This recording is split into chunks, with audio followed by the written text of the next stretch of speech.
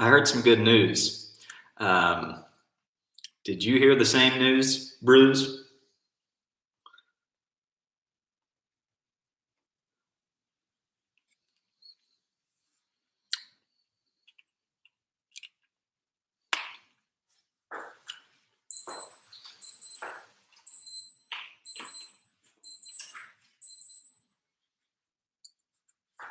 Welcome on into the Sandlot, folks.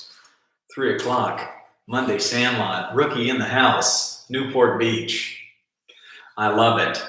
And Rookie, you got to make sure you message me or email me your address so I can get your baseball cards to you, because you won one of the trivias.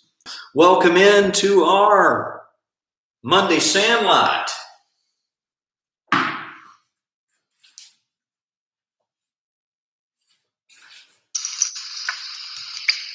I see Coach Reid in the house. Yes. You see this tiny box?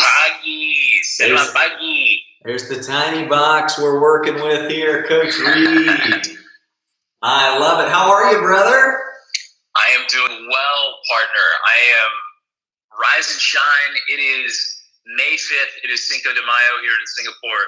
So I'm a little bit ahead of you, partner. It's pretty amazing. E-Bomb in the house. Hello, E-Bomb. If you have Instagram, hop over so you can see our guest of the day. It's Coach Owen Reid with The Reid Baseball. He is a baseball coach in Singapore.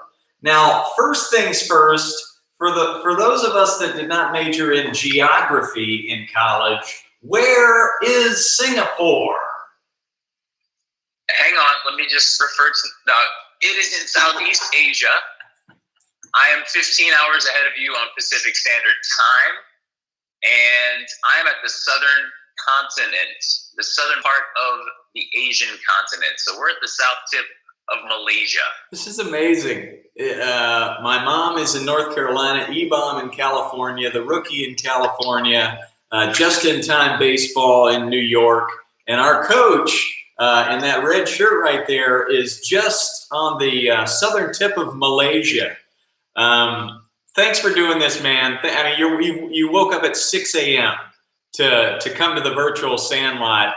You obviously love baseball. The reason I wanted to have you on is just you have great content that you post on Instagram of you coaching and you coaching these kids, and there's a lot I want to unpack with all the beauty that is coaching this game with you. But first, can we just go down the list of some fun facts about Owen Reid? Is that all right? Sure. I mean, what do you have? I know you're quite the researcher, and so I'm a little bit scared as to what you might be busting out. But no. These are all above board. We're good here, but. You love broccoli and table tennis. If you had to choose between the two, broccoli or table tennis, what are you choosing? I'm going to go broccoli all the way. Round of applause, folks. Go ahead and write that one down in your notebooks. If you want to become an epic baseball player and an epic baseball coach in a place called Singapore, then eat a lot of broccoli and then play table tennis a little bit less than what you eat broccoli. You lived outside the U.S. for 11 years now, Singapore since 2014, traveled to 55 countries and 5 continents. Your wife is Australian. You completed 11 Ironman events in 8 different countries. And I'm just going to say your nickname is the most interesting man in the world. That's my nickname for you. But let's go for you. What is your nickname for yourself? Well, it's kind of simple, but I grew up being called O. It's just as simple. It's one letter. So now I have players that call me Coach Owen, Coach Reid, Coach. If they forget, they just say, "Hey, you" in the shirt. Coach O is another one. I don't have as cool a nickname as Coach Ballgame, I can tell you that. But Coach O. We'll go with that. There you go. Well, Coach O, I'm going to have to call you Singapore Broccoli. I think that's my nickname for you. Coach O, that's what you grew up with, but go ahead and write that one down in your notebook, everybody. here's the deal. What do we do with the Sandlot kids? We get our notebooks. We write down information of what we learn. And I try to bring in as many awesome different kinds of guests as I can. This is a guy that played at a very high level, played college baseball, played some independent ball as well. Did you ever go pro ball, or was it just independent ball? No, I strictly played overseas at the levels that I did in Europe and Australia, New Zealand, and that's gotten me into the coaching realm. So never played professionally in North America, but wouldn't change the route or the path that baseball's given me for anything. Not at all. We're going to get into some skills. We're going to do some footwork. We'll do some throwing. We'll do a little glove work as well. But maybe just I want to tap into the differences between American baseball and European baseball, or the other 55 countries that you've traveled to. Just enlighten us a little bit, American baseball and everywhere else from what you've seen. Quite different. Obviously, baseball in the U.S., it's America's pastime, and you've got the 30 major league franchises, the organizations there that are playing at the highest possible level. And obviously players from around the world make that up, and the minor league system as well. So you're looking at the standard, the highest standard, of course, being in North America, and everyone in the world aspires to be to that level. So what I have experienced in my time overseas is a lot of collaboration from everyone who's involved. So the resources might not be as plentiful or as abundant as they are in North America. However, the grit, the passion, the excitement, the passion for the game is there. And those people, those kids, they want to excel. And so the level, while it's not at what it is in North America right now, it continues to improve. I played in Austria, in Europe, in the late 2000s, so the 2009 to 2010 range, and every time I go back, the level of the systems have improved, the development pathways have improved for kids to have opportunities, and the same goes for Australia, who was ahead of their time, of course, in baseball, and now has the Australian Baseball League and has for a number of years. So it continues to grow around the world as resources become more plentiful, and we catch up, rather the rest of the world catches up with the standard of play in North America. That's awesome. If you're just joining us, I see Sleepover is in the house on YouTube. Knott's Berry Farm is checked in on Instagram. If you could check in with your nickname, we've got Coach Singapore Broccoli with us today. His real name is Owen Reid, but played at Winthrop University as well as Baylor University, was a right-handed pitcher, a coach and an administrator in Austria, New Zealand, Singapore, Indonesia, and now at Reid Baseball, at the Reid Baseball. Maybe just give us a sense of how that began. Your playing career, did it just flow smoothly right into your coaching career? Unpack that for a sec. Well, I appreciate you asking, Ball Game. It actually happened very organically. I grew up in a baseball family. My grandfather, my father, my uncle all coached and played. And so I grew up in the dugout.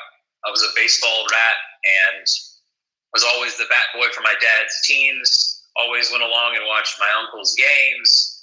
Grandpa was always there to, of course, watch from a distance. And that for me was the start. And so that allowed me to have the opportunity to play and to really learn to love the game. And from there, of course, playing in high school and college, and then as a collegiate player and growing up, your dream is of course to play Major League Baseball. And I was no different. That's what I wanted to do. Not wanted to do, that's what I was going to do. I was determined to do it. It didn't happen. It was far from reaching that goal, that climax that I had hoped to achieve. However, I took a different journey, and as I was finishing up my college career, I wanted to continue playing. Mm-hmm. Knew I wasn't going to have the opportunity to do so in North America at the professional level. So I just started to tap into, at that time, it was kind of an empty blank canvas of what's out there internationally for baseball. And so I ended up going to Vienna, Austria, just a week after my college graduation, hopped on a plane and went and played baseball there for a season and realized, hey, I love this, and the other side of the world's pretty cool. Turned that into a journey to New Zealand to play and coach. Did the same in another part of Austria, then ultimately ended up in Australia. And after that, I ended up here in Singapore and opened another little place in Indonesia, coached there, and then came back to Singapore. And so that's a long-winded way of saying baseball has taken me on this journey, and every stop along the way has kind of led to the next. This is the most, I suppose, settled that I've been as a baseball coach. And Reid Baseball started in 2016.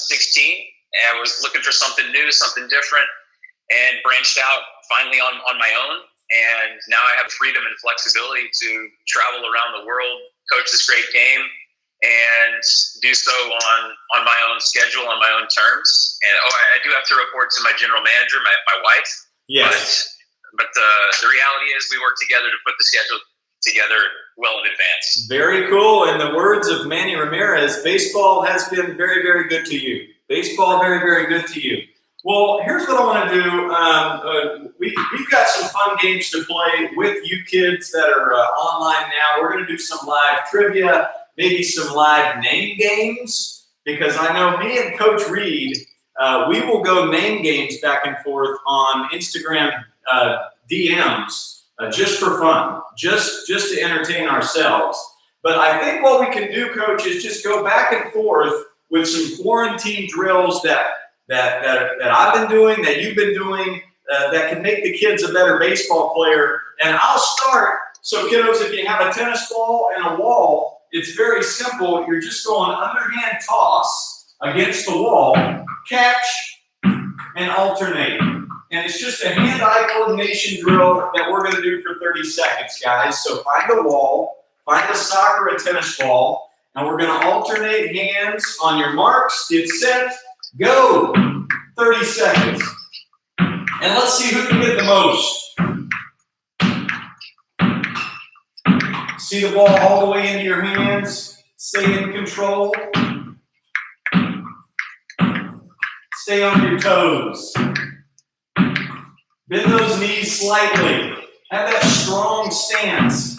Right when you catch the ball, you want to feel like nobody can push you over. And stop. Very good. So please comment how many you got. Comment Judge Jr., Carter Chasey, ZV Slugger is in the house. He just got his new Coach Ballgame hat. Sleepover, my mom and dad, Knott's Berry Farm, Rookie, all of you kiddos. Check in with your nickname and let me know how many you got. And I'll go to you there, Coach Reid. That simple drill right there, what is your brain telling your body to do? I was listening to Coach Ballgame. I thought your cues were tremendous. So I was applying them straight away. Keep the feet moving. See the ball all the way into your hand. One thing I like to really do and reinforce is to catch the ball out in front. Catch it out in front, see it into your hand so that we've got distance from our body. We can see the ball, and that's where the transfer, of course, is going to then allow us to bring it back in toward our body to get it into our throwing hand. But see it out in front so we've got vision, and it doesn't control us, but rather we control the ball. Outstanding. Very good. Something we did last week with Coach Duke Baxter is this drill right here. Let's just go ahead and do this one real quick, and then we'll give Coach Reid a couple of his own drills. But this right here is great for the exchange. We don't want to be exchanging up and down. We want to be exchanging side to side, kind of like a pterodactyl that's just flapping its little tiny arms back and forth. So let's see how many we can do here in 30 seconds. And keep typing. Ebom got 35, 23 for sleepover. Nice job right there, Captain America. Captain America in the house. Wow. 54 from Manchester Rebecca. Remind me that nickname, Manchester Rebecca. And McBomber. On your marks, get set, go. 30 seconds here. Coach, I got a head start. I don't know if I can count my reps. Yeah, you're on Singapore time, man. By the way, it's 6 a.m. It's 6 a.m. over there, folks. The guy in the red shirt, that's not me. It's 6 a.m. Let's give him an attaboy for showing up so early. 1, 2, 3. Attaboy. 3, 2, and stop. Once again, comment with how many you got.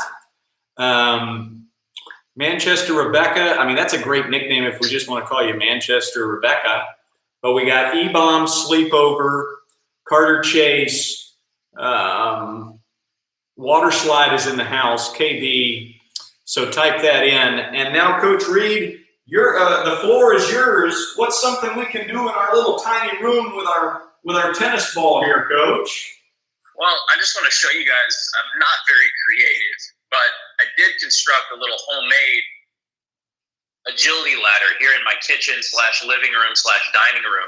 This is just tape. I've got some athletic tape, some electrical tape, and I've got 4 little rungs of a ladder here. So maybe you don't have this at home. However, one drill that I really like to do, and what I'm going to get you to do is we're going to go Italian style. We're going to go glovesania here. So if we can put our glove on, we'll go glovesania. We're going to go behind here at the back of the ladder, and we're going to start simple. We're going to go left, right, left, and field. So it's going to be left, right, left, field, left, right, left, field, left, right, left, field, Nice. left, right, left, field. So the ladder just allows us to, I suppose, compartmentalize our footwork, really organize it, get it simple. Once we've gone left, right, left field, which as we know as an infielder, with our glove on our left hand, that's going to be our last 3 steps is left, right, and left. So the last left step, the ball is entering our glove, left, right, left field. Then we can go a little bit quicker with our feet. We'll go 2 feet in the ladder, 2 feet out, then get our glove down out in front. So really just combining the footwork, the coordination, and the glove being out in front, as we just talked about with the ball coming off the wall. We want to work in front of our body where we've got the ability to see the ball out in front. Our back is parallel to the ground, and we're fielding the ball with our eyes as much as we are fielding it with our glove. I love that. Great drill. I don't have tape, so kids, if you've got cones or maybe socks or something, you can put 1, 2, 3, and then you can just go in. But, Coach, let's go with that first one, left, right. And, kiddos, let's do this together if we can. On the marks, get set, and go. Left, right, left field. Left, right, left field. And that last left foot step, you're going to go wider so you can widen your base. Your body can get low to the ground. So it's left, right, left. The last left, we're going wide with it so our bottom can get down towards the ground. We're nice and parallel with our back. And I know you like to talk about getting the hands out in front together, attaching basically the wrists as we field the ball in front of our body. And that's one thing we really want to reinforce. So as we're fielding the ball, of course, we're then going to throw it with our bare hand. So the closer our bare hand can be to our glove, then the quicker, and of course, the happier that transfer can be. We're going to field it out in front and then bring it to the middle of our body to do the transfer so we can throw. I love it. All right, guys. Let's do that one again. Left, right, left field. On your marks, get set, and left, right, left field. Field. Left, right, left field. Left, right, left field. Perfect. What's next, Coach? 2 and 2? Well, 2 and 2. We'll go 2 feet in, 2 feet out. This is, again, a body control exercise. So even if you start with the ball in your glove, so we've got gloves on you, ball in glove, squeeze the baseball so that we're getting a little bit of grip strength work at the same time. Nice. 2 feet in, 2 feet out, glove in front. Really, it forces you to control the baseball in your glove. And then you can go as slowly or as quickly as you want. And really, you don't even need the ladder. So let's pretend this ladder isn't here and I'm not in my kitchen, but rather 2 feet in, 2 feet out can happen anywhere where you're just working feet together underneath your hips. And then as you go wide with your feet, you're getting into your fielding position. And one thing I know is once it's time to field the baseball, I got to make sure nobody can push me over. I want to be in an athletic position. So kiddos, maybe take a little tiny second and freeze right at this position when you field and ask yourself that question. Thoughts on that, Coach? I love it. 6 words, 3 things that I really like to reinforce when we're fielding, when we're hitting, when we're really doing anything as a baseball player. want to have a strong base. And Coach Callgame, I see a strong base over there. Strong base, athletic posture. You got a real strong base. That's right. Strong base, athletic posture, and body control. All three things. Just 6 simple words, but something good that you can write down in your baseball notebook. Strong base, athletic posture, body control. Raise your hand if you've written those down in your notebooks right now, those 3 things. Oh, I'm hoping they build this baseball notebook, and maybe in 10 years, when they're playing for the Chicago Cubs, they pull this thing out and it's like this thick. And on page 36, it's going to say Coach Singapore Broccoli. And it's going to be talking about this right here. I love it. Okay, number 2 for you. What's another one? So this one does involve a ladder, but doesn't have to. Once again, I've tried to be creative, and emphasis on try to be creative. We're going to go forehand, backhand. So this is an exercise that you can, again, do with a very limited space. I'm working with about 10 feet and no more than 10 feet each side here. So it's a very small, confined space, very urban living here in Singapore. But I'm going to start outside the ladder on the right side. I'm going to go left foot in, right foot in, left foot out, glove out. So it's a forehand. Then I'm going to exit with that right foot, re-enter right, left, right. Then it becomes a backhand. Nice. Exit with the left foot, right foot, forehand. Again, exit, right, left, backhand. One question I have is, when we travel, talk to me about posture. Should it be changing? Should we stay consistent with our posture? Teach me. Great question. We do want to have that athletic posture the entire time. So anytime we lose our athleticism, we then start to lose body control. We start to lose body control. Well, you know what's up with that.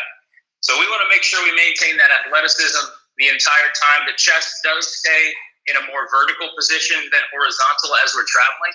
So you can read my shirt as I'm going to get the ball. So as I'm going to get it, and I'll angle my camera up just slightly.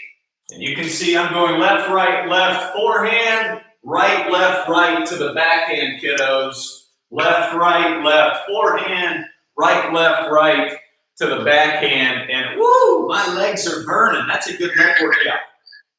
That's right. And if you've got some cones, I've been able to borrow a few cones. If you can set cones out on the ground, you can actually simulate exactly where that baseball would be as you go to field it. So cone on the ground with the baseball, cone on the ground with the baseball, and your footwork can align so that you get to that specific ball. So left field, that's where I want to field that. Out, right, field, that's where I want to field that. So the cone, the ball on top of the cone, just serves as a little bit of a reminder visually for where we want to be with our glove. I love that. Very good. Great footwork drills. And again, I say this every single time at the Sandlot. The beautiful thing about bringing in guests, I learn something every single time. I've never done this drill. I've never even heard of this drill, but I see how great it can be. My turn. And I actually stole this one from you watching your Instagram videos. We worked a lot, kids, on the exchange. We throw the ball against the wall, we exchange and get ready for a throw. So let's go ahead and do that. Let's say you're throwing to your glove side. So you catch the ball, boom, and you're going to exchange into that hand and just imagine you're going to throw it there. Let's go 30 seconds right there. Boom. What are we looking for here? We want to make sure our toes, our knees, our hips, our shoulders are all lined up to the target when we're ready to throw the baseball. Pop, pop. Notice my feet. Right, left. Pop, pop. As soon as I catch it, right, my glove foot is landing, and then I'm going to quickly hop onto my back foot to get a little power in the back leg before I step with the left. Boom. Quick hop to the feet.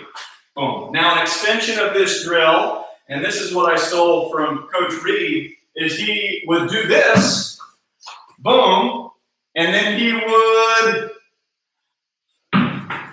boom. And then he would use a different wall. Boom. Boom. So you're always going around in circles, and maybe you can extend upon this, but it was kind of neat to be able to use two different walls, working on throwing it to second base if I'm a first baseman, throwing it to first base if I'm a shortstop. So maybe you can expand upon this thing. Well, I like it. Look, I'm honored that you borrowed one of my drills, and you've got full disclosure to use it anytime you want. So keep using it, partner. Done. Will do. Those walls are going to take a beating, I can already tell. So you're exactly right. The footwork is critical. So as the ball is hitting the wall, what we want to do is really start to compartmentalize, to organize our feet. So as the ball is coming to me, I'm going to meet the ball, depending on which position I am. If I'm a shortstop and the ball is coming to me, my right foot is my anchor foot on the base. So my right foot will be attached to the base.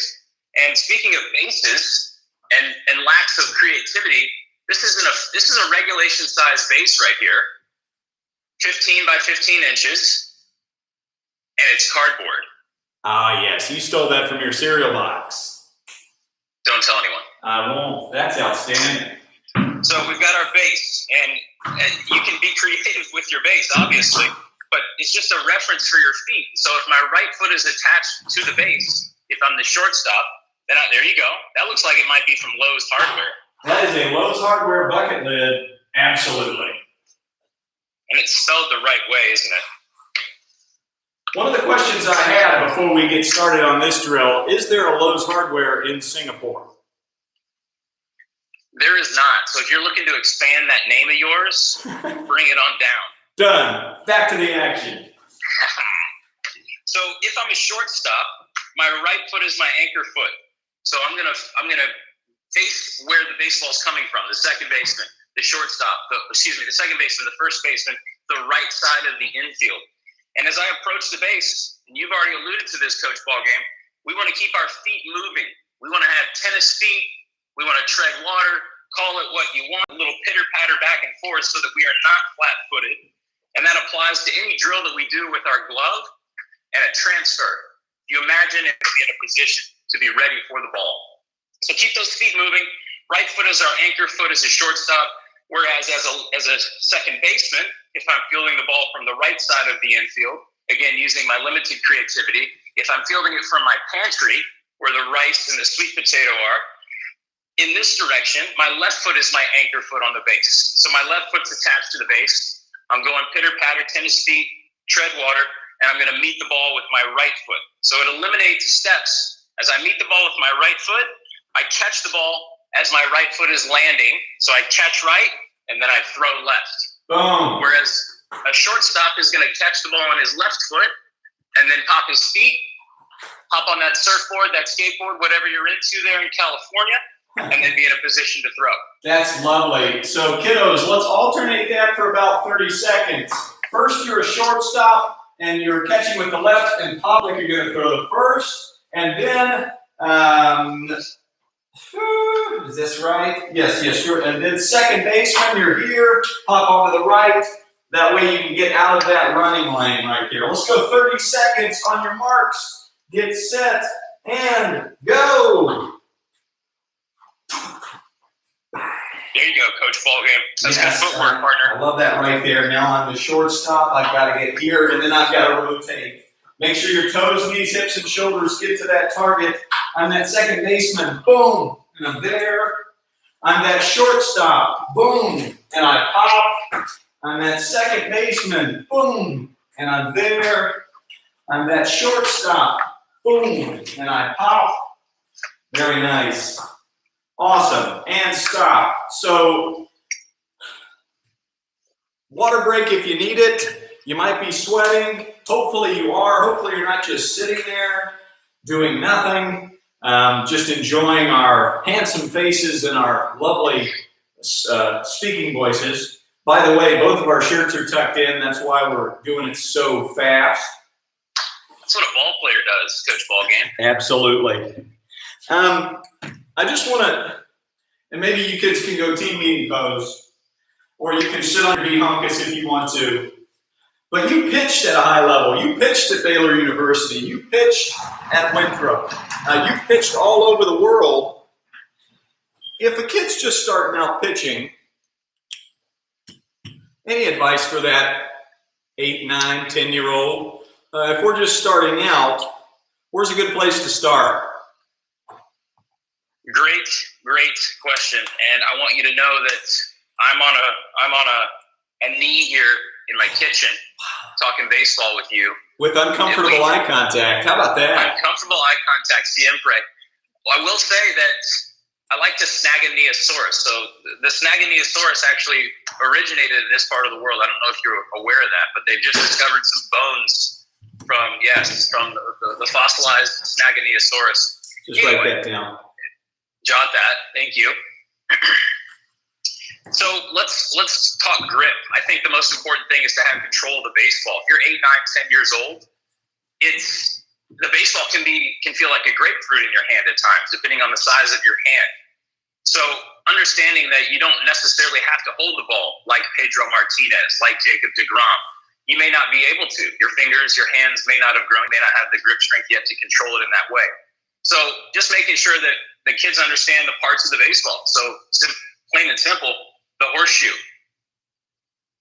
the sweet spot, the runway, call it different things, but we want to put a peace sign across that horseshoe, thumb underneath, and if you don't have the ability to just hold the ball with 2 fingers on top, then add a 3rd finger for control.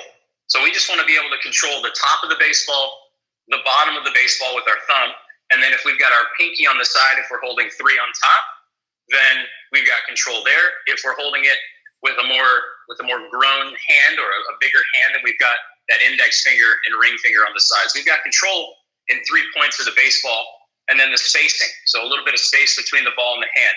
I know that's quite a lot of detail, but I think before you can start throwing something, it's important to hold it and own it and feel comfortable with that. Absolutely. I'll jump in here. The next thing I want to see after a great grip, and you put it perfectly as far as how the grip should be, is creating really good backspin. And for me, that just means creating spin where the ball is just going to go whoom, right off your fingertips straight backwards. You're not going to have anything on the side. You're not going to have anything going overspin. You want everything with backspin, and the way we always start is just called the wrist flip, where we'll just flip the ball against the wall, 1, 2, flip, and you're watching the rotation of the ball. And this is a key for when you're throwing to a target. You don't want to aim the ball or place the ball at a target. You really just think about spin. How much can I make this ball spin backwards as I'm throwing it from center to home or from the pitcher's mound to the catcher, whatever it may be. Just try to spin it. Whew. So that's number 2. We got good grip. We get good backspin with that wrist flip. Next, what do you got for me? Can I add another layer to the backspin one for you? Please I've got a do. kitchen here, and I like to lay down in my kitchen like most people do. So I'm going to lay down across my agility ladder in my kitchen, and I'm just going to tuck my glove like I would when I throw normally. But similar to what you just said, Coach Ballgame, it's an isolation drill. So I'm not worried about my lower half or the other parts of my body. And I'm just looking for spin on the baseball. So the feedback I get immediately is I have good backspin here. If I don't have good backspin or I get my hand in a different position or the ball comes out differently, I immediately see that because it's right in front of me. You can also use this as a receiving drill where you toss the ball up and catch it. So just a simple little addition to the spins that you were talking about there. I love it. And let me just piggyback on that one more time. Ozzie Smith taught me this. He used to do it when he did that exact same drill.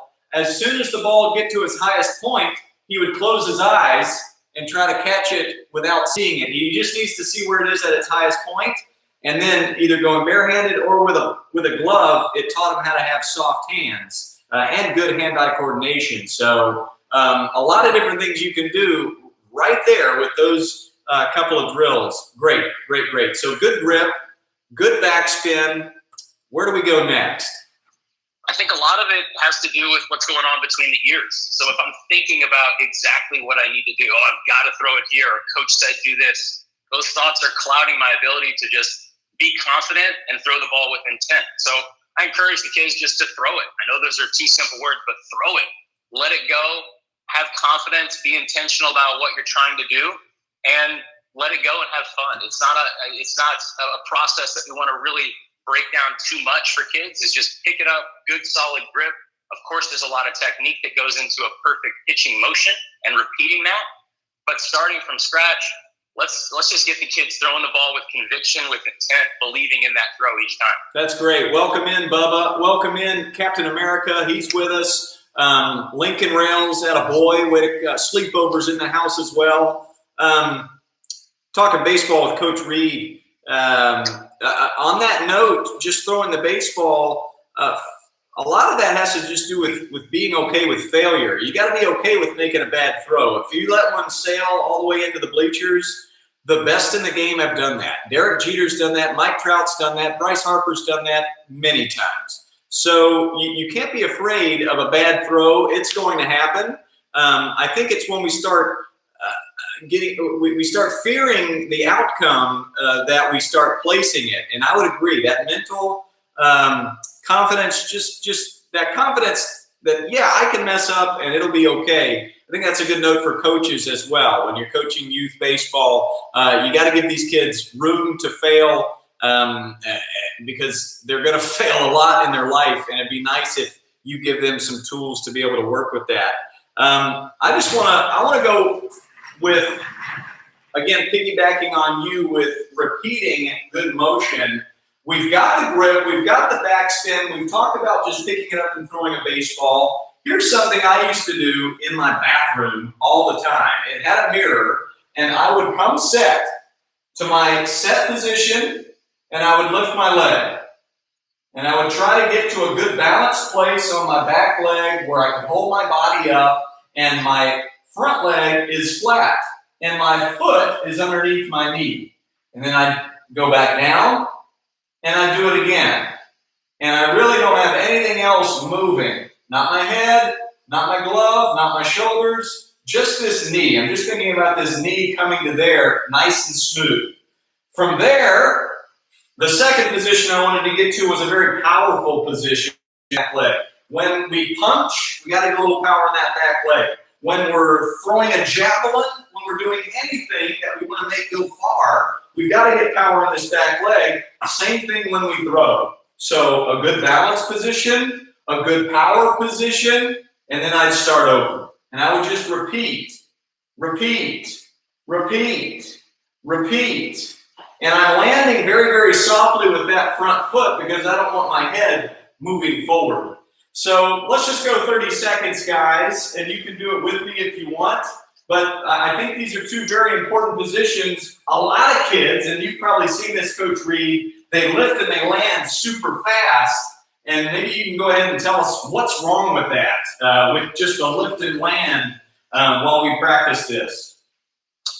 I think it all comes down to body control and the sequencing of the movements that you're putting together. So if you can stay back over the pitching rubber, over the pitcher's plate for as long as possible, you're going to maximize that sword energy so that when your front foot lands, you're throwing against that firm front side rather than collapsing or falling forward over a weaker, softer front side. And the same applies, as you already said, to hitting.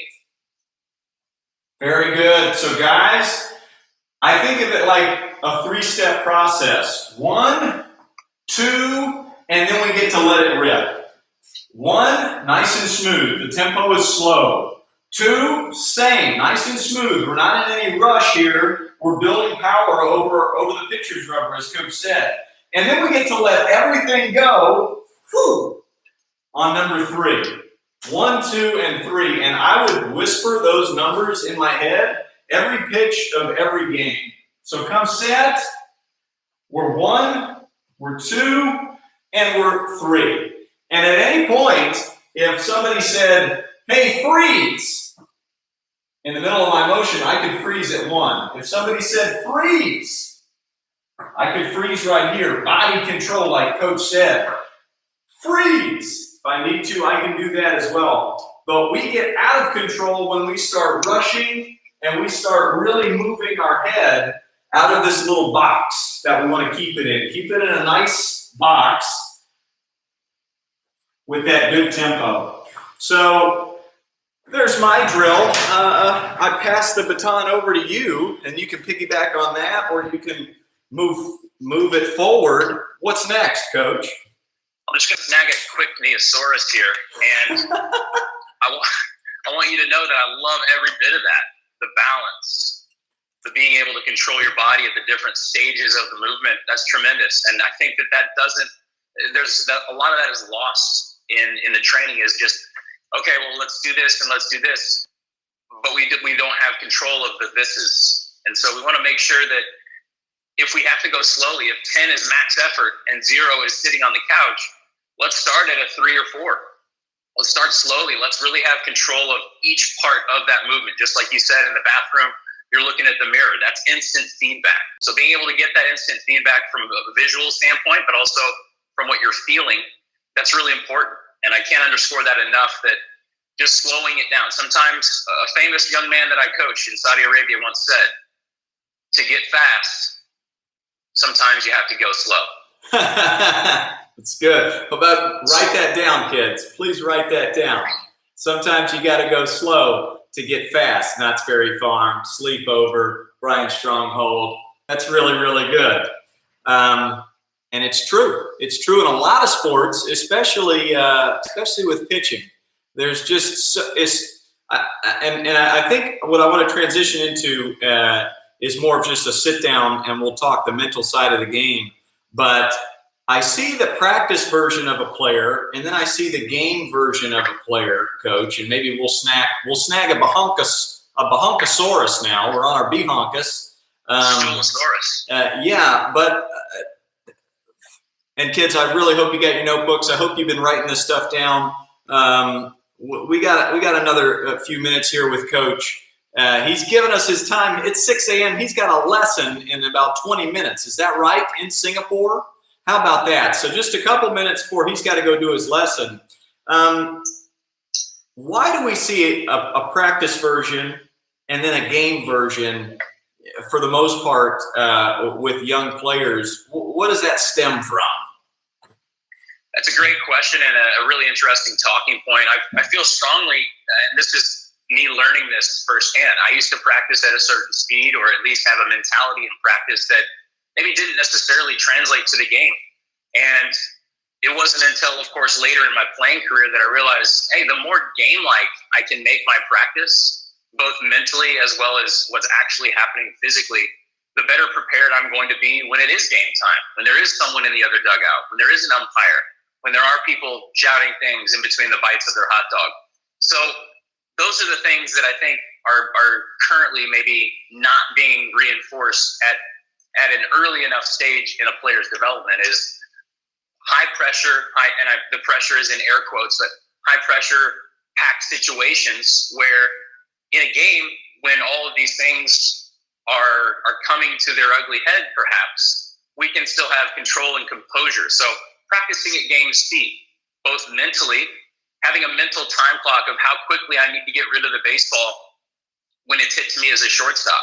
In practice, I don't have to have that because I field the ball, I throw it across to my first baseman, there's no runner.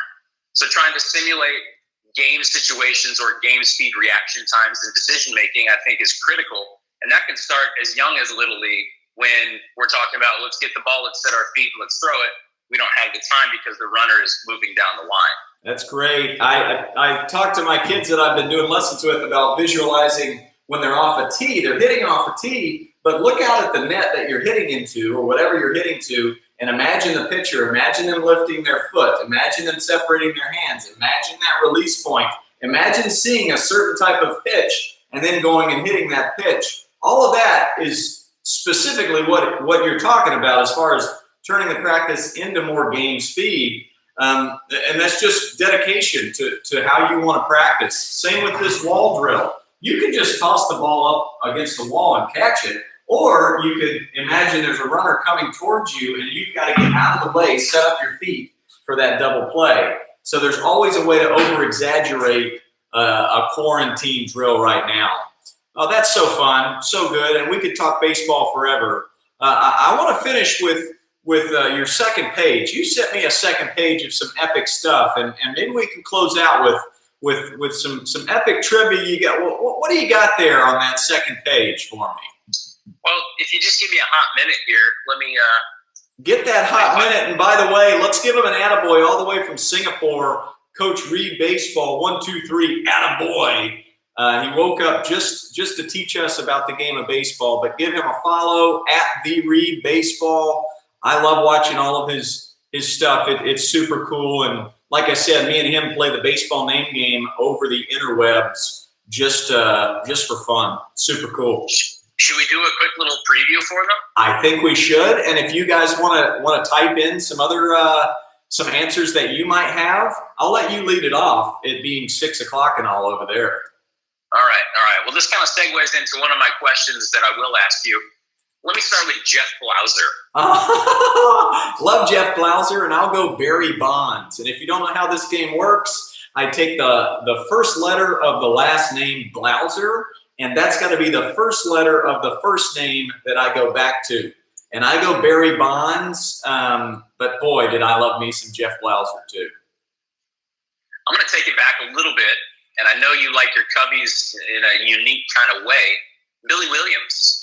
Sweet swinging Billy Williams, and I had a trivia question on him just the other night, but sweet swinging Billy of Cubby, and I think I'll go with, oh man, let me see, who's got something for me? Anybody got a first name W that can pop in? Global Freeze with a Willie Horton mustache salute. Willie Horton, let's go back to you with Willie Horton, Coach. I'll take the H. How about Heathcliff Slocum? Yes, Heathcliff Slocum. There's an S for anybody. Anybody got an S before I say Sean Dunston, my favorite shortstop growing up? That's a D back to you, Coach.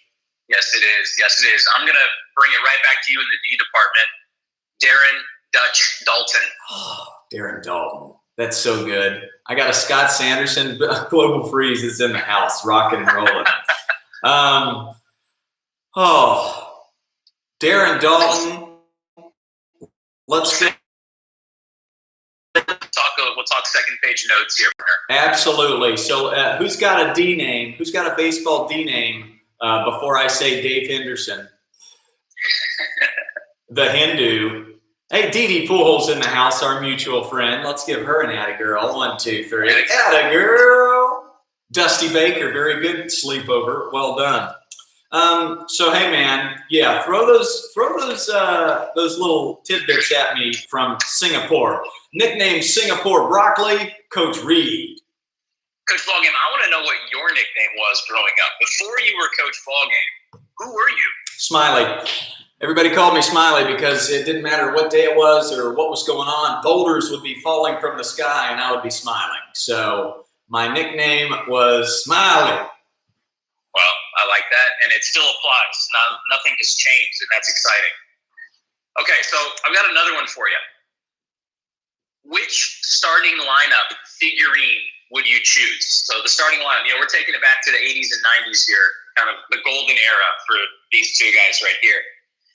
The starting lineup figurine was a little plastic figure that came in a box, and it hung on a shelf, and it had a baseball card in it. Much like a bobblehead. There you go. Similar to a bobblehead, yeah. Exactly. So think of an old school, cool Barbie doll for baseball players, I guess. Yeah. Would that be a good way to describe it? Okay. That's a great one.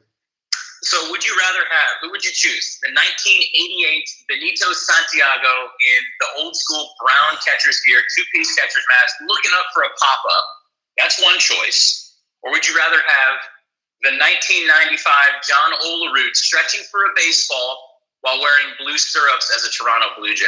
I mean, that's such a tough one because I love watching both of them. I love John Olerud's no-ear flap helmet.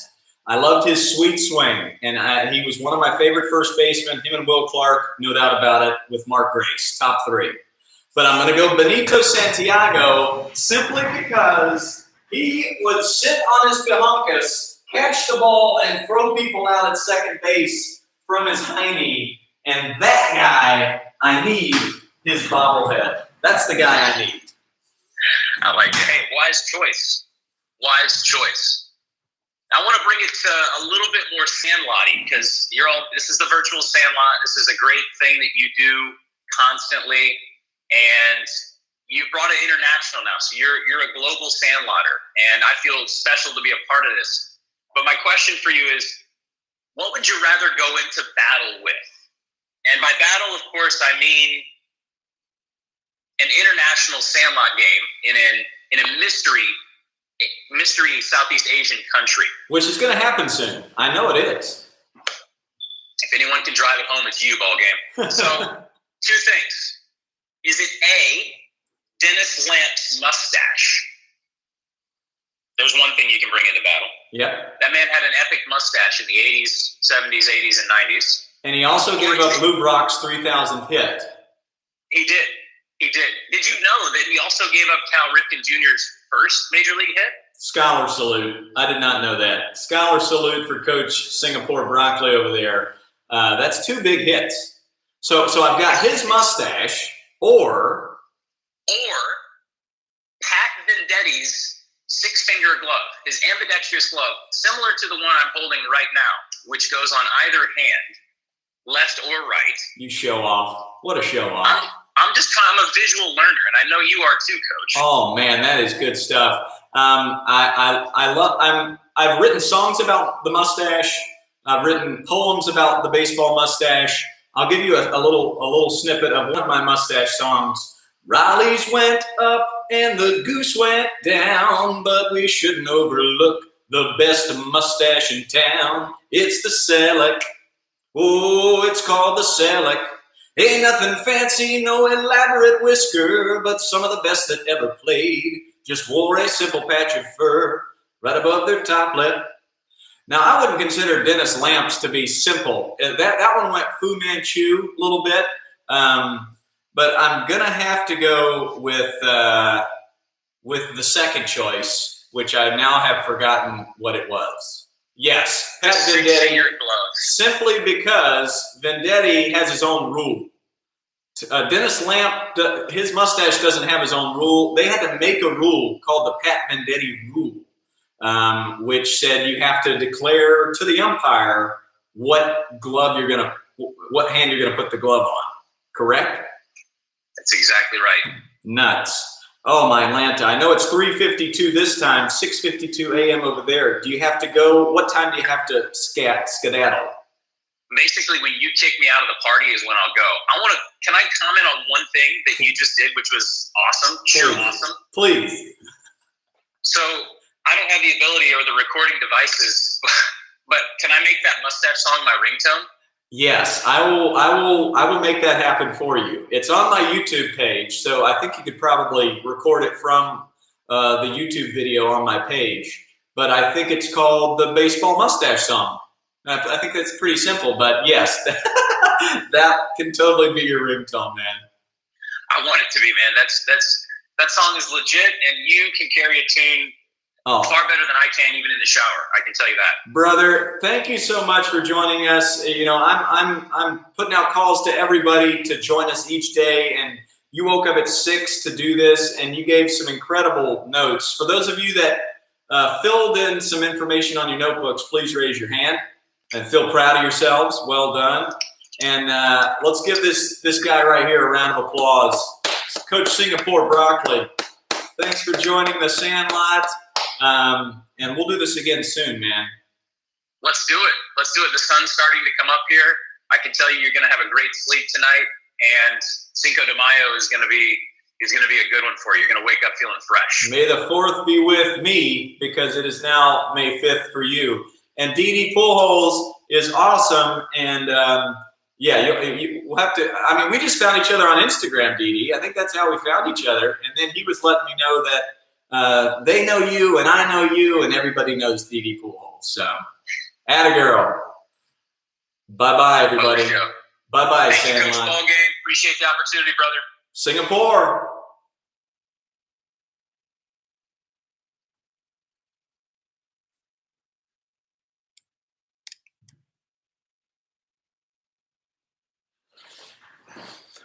All right, everybody. Well done. Hope you were able to tune in on Instagram as well so you could see Coach. We got trivia starting up tonight in an hour on my Instagram Live, so tune in there. That was awesome. That guy lives in Singapore. See you, everybody.